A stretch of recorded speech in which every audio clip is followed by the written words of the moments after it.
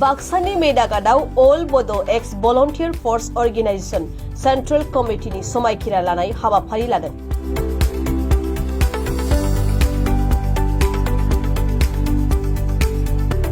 बाक्सा जिल्ला अल बड' एक्स भलन्टियार फर्स अर्गेनाइजेशन नि दैदेननायाव मिरु अल बड' एक्स भलन्टियार फर्स अर्गेनाइजेशन नि समायखिरा लानाय हाबाफारिया जानानै थाङो।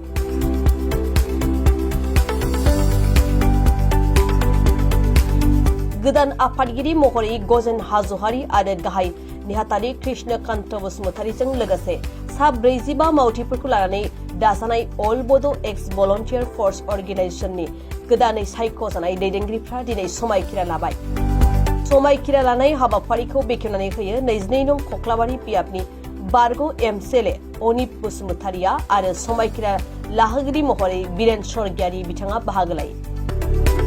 एक्स भलन्टियार फर्स अर्गेनाइजेशननि गोदानै बिबान मोननाय बिबानगिरि आफादगिरि महरै गजेन हाज'वारि आरो गाहाय नेहाथारि कृष्णकान्त बसुमतारीया बुंथियोदि संबिजित बादियै 3 बोसोरनि थाखाय मावसोमखौ जेसेबांनाखि जेंना जेंसि फैया मानो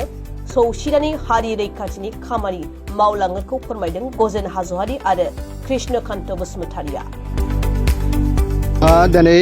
फर्मेलि अटेकिं चेयारमेन जालांबाय एक्स बड' भलन्टियार फर्स अर्गेनाइजेशननि बे मेदाघाट बे जायगायावहाय जोङो गोबां जोंहा पर्टफलिय' दिनै अटेकिं लादों आफादगिरि नेहाथारिनिफ्राय आरम्भ खालामनानै जोंहा बे आफादनि गेजेरजों गोबां मावनांगौ दङ। जोङो बेखौ मिजिं खालामदों जोंनि गेजेराव गोबां समस्या दाबो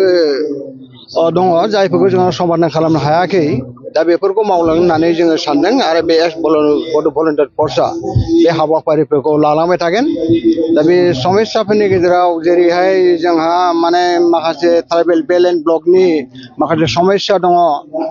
आरो 6 सिडुल एरियायावहाय माखासे एभिक्सन खालामनायनि बाथ्रा दङ, माखासे एनक्रचमेन्टनि बाथ्रा दङ। गुबुन हारिफ्रा जोंनि जायगायाव हाबफैनानै बेवहाय न' लुफैनाय बे आयेननि भाबै जायगाफोरखौ आवग्रिफैनाय आरो जोंनि सुबुं अनजिमाखौ खमायलांहोनाय। दा बेफोर गोबां समस्या दङ। जों बे समस्याफोरखौ लानानै जोङो सावरायगोन आरो जोङो थांखि लालांबाय थागोन आरो बेखौ मावफुंनो थाखाय जोङो गुबुन गुबुन जोंनि गेजेराव जायफोर आफादफोर दङ अर्गानाइजफोर दङ जों बिथांमोनजोंबो सावरायगोन। बिथांमोनखौ लाफानानै जों बे खामानिफोरखौ मावलांनो नाजागोन। दा जोंहा माखासे जेरै आरोबाव समस्या दङ जेरैहाय जोंनि दानि जिथु काउन्सिल हाग्रामा दैदेननाय जिथु बिटिसि काउन्सिल बे काउन्सिलनि जायफोर बिबानगिरिफोर दङ बिथांमोनजोंबो जों सावरायगोन बोरै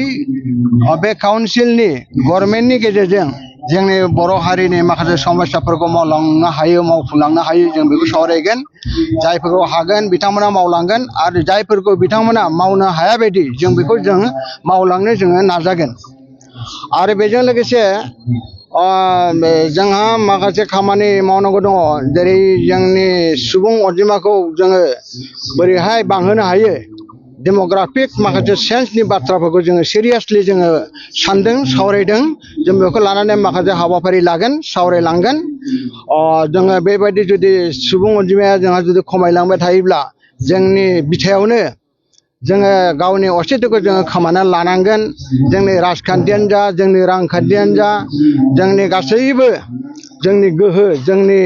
जिबिलाक अधिकार बेफोरो गोमालांजोबगोन। बेनिखायनो जोंनि सुबुं अनजिमाखौ बांहोनानै डेम'क्रेटिकेलि जोङो बेवहाय देरहानो हानाय आरो जोङो थांनानै थानायनि गोबां गोहोफोरखौ लाखिनो हानाय बे बाथ्राफोरखौ जोङो सिन्था खालामगोन। दा बेनिखायनो बिनि बेलायाव जोङो जोंनि गेजेराव जोङो सावरायगोन। दा बेवहाय जोङो नुनो मोनदों जे जोंनि गेजेराव जायफोर राजखान्थि हान्जा दङ बे राजखान्थि हान्जाफोरा दिनै गुबुन गुबुन लामाजों आवगायलांनायाव जोंनि हारिनि माखासे मावनो गोनां खामानिफ्रा थालांदों आरो गोबां असुबिदा जादों। मानोना बिथांमोना गावसोरनि प्लेटफर्मनि गेजेरजों जोंनि बर' माहारिनि माखासे गोनां गोनां जेंनाफोरखौ बिथांमोना सावरायनो खाबु लानो हायाखै। बेनिखायनो बिनि बेलायाव जोंहा राजखान्थिनि खामानिफोरखौ मावलांनायनि बेलायाव बिथांमोना मावलांबाय थादों बेवहाय जोंहा जेबो बुंनांगौ गैया। नाथाय राजखान्थिनि गेजेरजोंबो जायफोर हाबाफोरखौ जोङो माहारिनि जानायाव मावनो हायो बेखौ मावलांगोन होननानै जों आसा खालामदों। आरो बिनि बादैबो जोङो रावनिबो सायाव लामा नायालासिनो जोङो उदां मोनसे अर्गानाइजेसन हिसाबै जों खामानिखौ मावलांगोन जों मिजिं खालामदों जोंनि राजखान्थि दोलोफ्राबो जोंखौ बे बेलायाव जोंखौ मदद खालामगोन जों हानायसिम बिथांमोनखौ मदद खालामलांगोन नाथाय राजखान्थि दोलोफोरनि गेजेराव जोङो खौसेथि जानायखौ जोङो हास्थायो आरो बेनि थाखाय जोङो नाजालांबाय थागोन मानोना राजखान्थि दोलोआ मोननै मोनथाम जायोब्ला जोंहा मा खहा जानो हागौ हारिया मा खैफोद जानो हागौ इयुनहालागै जों बेखौ बयबो मिथिगौ बेनिखायनो बे खैफोदखौ नुहुरखानानै जों जुदि गावस्रानायै जों जुदि थाबाय थायोब्ला जों जुदि खौसे जानो रोङाबा अब्ला जोंहा हारिनि थाखाय साननाय मावनाय जेबो ओंथि गैया बेनिखायनो जोङो खावलायो राजखान्थि दोलोफ्राबो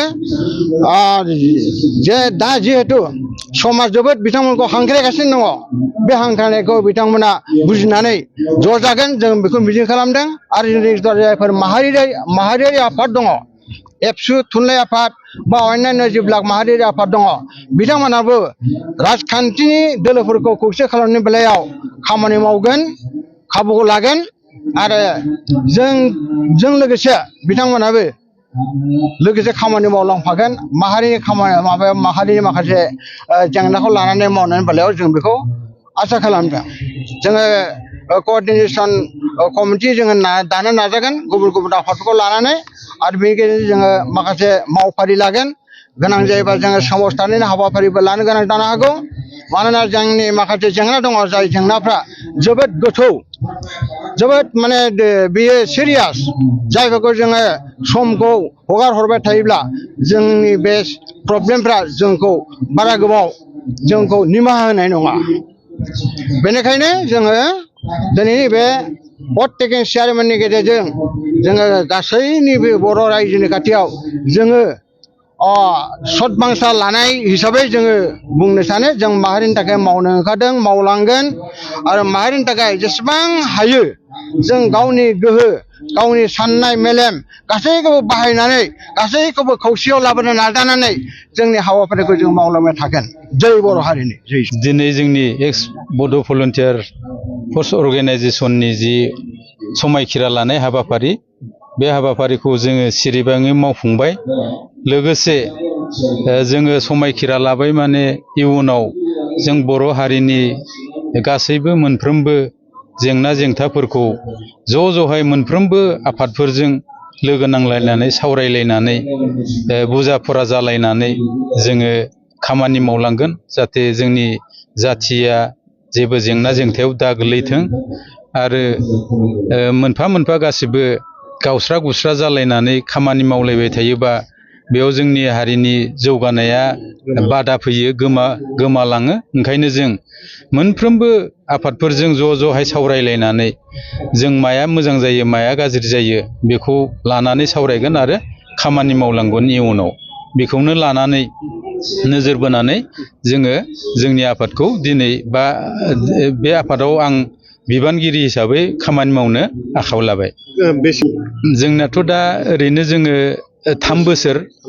बोसोरजों जोङो सोलियो जोंनि संबिजित मथे बेखिनि टाइमखौ आं हानायमानिखौ जाथिनि मुङै आङो मावसोमगोन आरोखि साबैसे बिबानगिरिफोरखौ लानानै नैबे मावसोमखौ दानाय जादों जोङो दिनैहाय जोंनि कमिटियाव गासै 45 जोङो सोद्रोमा दङ बे 45 सोद्रोमाखौ लानानै जोङो मोनसे दिनैनि कमिटिखौ दाफुंनाय जादों।